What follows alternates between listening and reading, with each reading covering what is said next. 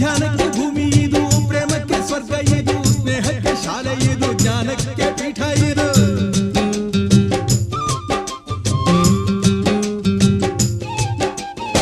ಕಾವ್ಯಕ್ಕೆ ಕಲ್ಪ ಇದು, ಶಿಲ್ಪಕ್ಕೆ ತಲ್ಪವಿದು, ನಾಟ್ಯಕ್ಕೆ ನಾಡಿ ಇದು, ನಾದಾಂತರಂಗವಿದು.